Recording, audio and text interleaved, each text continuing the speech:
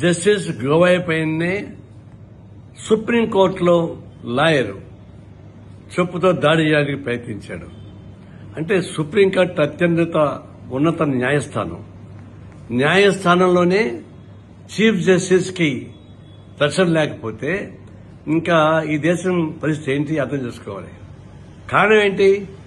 ఆయన మాట్లాడిన సనాతన ధర్మం అనేది కాలం చెల్లిందని చెప్పి దానిపైన ఆయన అభిప్రాయం చెప్పాడు.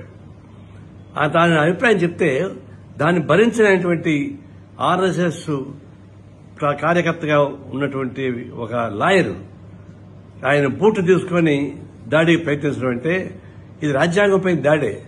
జస్టిస్ గోవా పైన దాడి కాదు, రాజ్యాంగ వ్యవస్థ పైన దాడి, న్యాయ వ్యవస్థ పైన దాడి, మన ప్రజాస్వామ్యం పైన దాడి, లౌకిక వ్యవస్థ పైన దాడి. ఇంత ప్రమాదకరమైనటువంటి అటెంప్ట్ చేయడం అనేది చాలా ఆశ్చర్యకరం.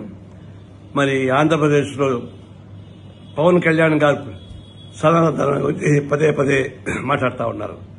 అంటే ఆయన అర్థం చేసుకోవాలి సనాతన ధర్మం ఎంత ప్రమాదమో. న్యాయ వ్యవస్థపై దాడి చేసేటువంటి కిరాతకాలను చర్యలు పూనుకున్నటువంటి శక్తులు, ఆ శక్తులు నమ్మిపోడేది. ఎప్పుడైనా మీరు రియలైజ్ కాండి, దాన్ని అర్జెంట్గా ఖండించండి. జస్టిస్ గోవా పైన జరిగిన దాడిని ఖండించండి.